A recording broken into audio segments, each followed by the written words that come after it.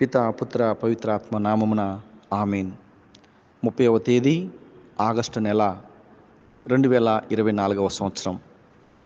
ఈనాటి సువిశేష భాగాన్ని మనము గమనించినట్లయితే ఈనాడు మత్తయి శుభవార్త 25వ అధ్యాయము 1వ వచనం నుండి 13వ వచనాల వరకు మనము ధ్యానం చేస్తే ఇక్కడ 10 మంది కన్యకల గురించి ఈ యొక్క ఉదయకాల సమయంలో మనం వినబోతున్నాం. 10 మంది కన్యకలు పెండ్లి కుమారుణ్ణి ఎదుర్కొనటానికి వెళ్ళారు. అయితే పెండ్లి కుమారుని యొక్క రాకడ ఆలస్యమైతే వీళ్ళు కునికిపాట్లు పడ్డారు, కొద్దిసేపు నిద్రపోయారు. మధ్యరాత్రి సమయంలో ఇదిగో పెండ్లి కుమారుడు వస్తున్నాడు అనేటువంటి ఒక కేక విని వెంటనే లేచారు. వెంటనే లేచి 10 మంది కన్యకలు సిద్ధపడ్డారు. అయితే 5 మాత్రము వివేకవతులు, 5 మాత్రము అవివేకవతులు.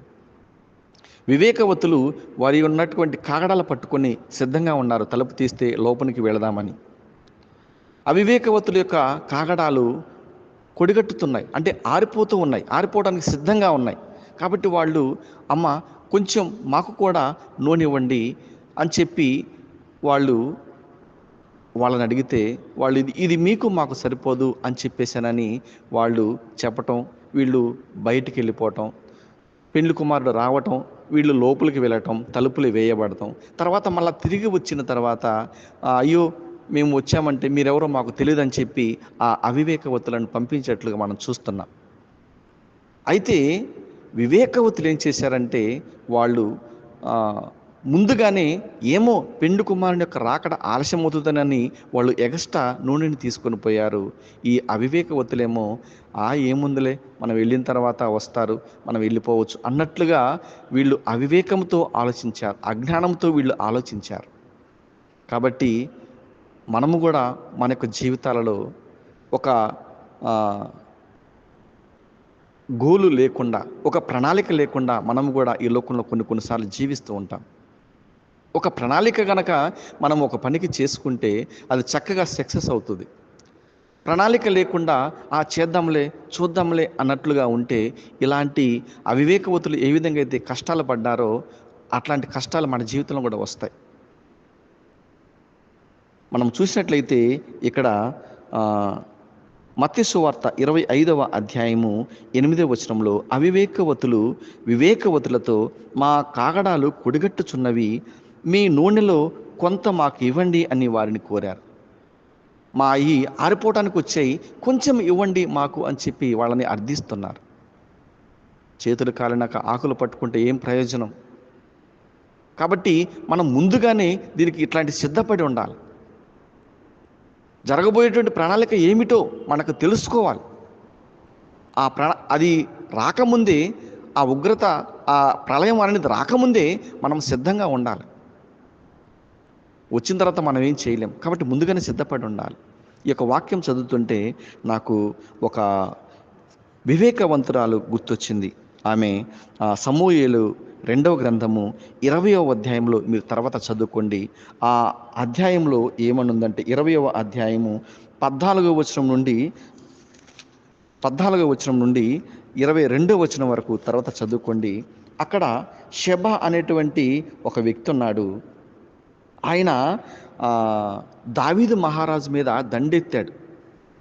దావీదు రాజుని సంహరించాలని, దావీదు సైన్యాన్ని నేను సంహరించాలని దావీదు మీదకి తిరుగుబాటు చేశాడు. తిరుగుబాటు చేస్తే సైనికులు ఓడించి షెబాను ఎట్టైనా సరే పట్టుకోవాలి, చంపేయాలని చెప్పి షెబాను వెతుకుతుంటే ఆయన తిరిగి ఆబేలు బెత్మక అనేటువంటి ఒక నగరానికి వెళ్ళాడు. అక్కడ నగరానికి వెళ్ళిన తర్వాత వీళ్ళు సైనికులు కనుగొన్నారు, పలానా ప్రాంతంలో ఇతను ఉన్నాడు, ఇతను ఎట్లయినా సరే చంపాలని చెప్పేసి ఆ పట్టణానికి రౌండ్గా వీళ్ళు ప్రాకారాలు నిర్మించుకున్నారు. బయటకు ఎప్పుడు వస్తే అప్పుడు చంపాలని సైనికులు చుట్టూరా చేరారు. ఇది గమనించినటువంటి ఒక వివేకవతి, తెలివి కలిగినటువంటి స్త్రీ ఆపదను కనిపెట్టింది. ఈ స్త్రీ ఆపదను కనిపెట్టి వారిని నడిపించేటువంటి యోవాబుని ఆమె కలవాలనుకుంది. యోవాబుని కలిసి మాట్లాడాలని చెప్పి ఆమె యోవాబును కలిసినప్పుడు ఆ యోవాబుతో నేను మాట్లాడాలంటే ఆయన వచ్చారు. యోవాబు నువ్వేనా అంటే, నేనే, ఏంటి విషయం చెప్పండి అంటే, ఎందుకు మా పట్టణాన్ని నాశనం చేయాలనుకుంటున్నారు? ఎందుకు ఈ దేవుడికి మంచిగా ఉన్నటువంటి ఒక పట్టణాన్ని మీరు ఎందుకు నాశనం చేయాలనుకుంటున్నారు? ఇది దేవుని పట్టణం కదా, మీరు ఎందుకు ఇలా చేస్తున్నారు? దేవుని యొక్క కోపం వస్తుందేమో, దేవుని యొక్క ఉగ్రత వస్తుందేమో, ఇది తప్పు కదా అని చెప్పేసి ఆమె ఆయనతో అంటుంది.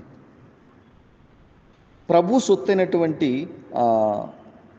19వ వచనంలో, 20వ అధ్యాయము సమూయేలు 2వ గ్రంథము 20వ అధ్యాయం 19వ వచనంలో, ప్రభు సొత్తైనటువంటి ఈ పురమునే మీరు కూలదోస్తారా అని చెప్పి ఆయన్ని అడుగుతుంటే, అమ్మ మేము ఎందుకు చేస్తాం అలాగా? ఇదిగో షబా అనేటువంటి ఒక వ్యక్తి ఉన్నాడు. అతను దావీదు మహారాజు మీద దండెత్తొచ్చాడు. ఒక రాజు మీద తిరుగుబాటు చేశాడంటే అతన్ని మేము ఎలా వదిలిపెడతాం? అతన్ని ఎలా మేము క్షమిస్తాం? కాబట్టి అతని ప్రాణాలు మాకు కావాలి, అతను అప్పగిస్తే చాలు, మేము వెళ్ళిపోతామని చెప్పి ఆ యోవాబు గారు చెప్పారు. అప్పుడు ఆమె ఏమి చేసిందంటే, సరే మీరు ఉండండి అని చెప్పి ఆమె తెలివితేటలతోటి జనాలందరినీతో మాట్లాడి ఒప్పించి షబాని ఎక్కడున్నాడో కనుక్కొని ఆ షబా తల నరికి యోవాబుకి ఇసిరివేసిందంటండి. చూడండి, ఆమె ఆ షబా అనేటువంటి వ్యక్తిని పట్టుకొని అతని తల నరికి యోవాబుకి విసిరేసింది. అది చూసి ఇక వాళ్ళు బాకాను ఊది యుద్ధం చాలించి వెళ్ళిపోయారు. మనం అనుకున్నట్టు వ్యక్తి చనిపోయాడు కదా అని చెప్పి ఇక వెళ్ళిపోయారు. ఒక ఆపదను పసిగట్టినటువంటి వివేకవతురాలు తన యొక్క పట్టణాన్ని కాపాడుకుంది. కాబట్టి ఆపదను కనిపెట్టుకోవాలి మనం. ఏమి జరుగుతుందో తర్వాత ఏమో. ఇప్పుడు ఆమె తెలివితేటలతో కనుక ఆమె మాట్లాడకపోయినట్లయితే వాళ్ళు ఏమి చేసేవాళ్ళు అక్కడ, ఏమి జరిగేదో అక్కడ. కానీ ఆమె తెలివితేటలతోటి తన నగరాన్ని ఆమె కాపాడుకుంది. ఇప్పుడు నేను కూడా మన తెలివితేటలతోటి మనము కూడా మన కుటుంబాన్ని మన జీవించేటువంటి జీవితాన్ని రక్షించుకునే విధంగా ఉండాలి. పెండ్లి కుమారుని యొక్క రాకడలో వెళ్ళిపోయారు 5 మంది కన్యలు, పరలోక రాజ్యానికి వెళ్ళిపోయారు. కానీ విడువబడ్డారు ఈ యొక్క 5 కన్యకలు. విడువబడే గుంపులో మనం ఉండకూడదు. అందుకే సామెతల గ్రంథము 1వ అధ్యాయము 32వ వచనంలో సామెతల గ్రంథంలో మనం వింటాము, బుద్ధిహీనుల వెర్రి పనులు వారికి మరణమును తెచ్చిపెట్టును, మూడుల అవివేకము వారిని నాశనము చేయును అంటాడు. సామెతల గ్రంథంలో 1వ అధ్యాయం 32వ వచనము, బుద్ధిహీనుల వెర్రి పనులు వారికి మరణాన్ని తెచ్చిపెడతాయి. బుద్ధిహీనంగా ఆలోచిస్తూ ఉంటే, అజ్ఞానులుగా ఆలోచిస్తూ ఉంటే, అవివేకవతులుగా ఆలోచిస్తూ ఉంటే మరణాన్ని తెచ్చిపెట్టుకుంటాం. మూడుల అవివేకము వారిని నాశనం చేస్తుంది. వారికి ఆ అవివేకవతులను నాశనం చేసింది. ఈరోజు మనము ఆ విధముగా మనము ఉండటం మంచిది.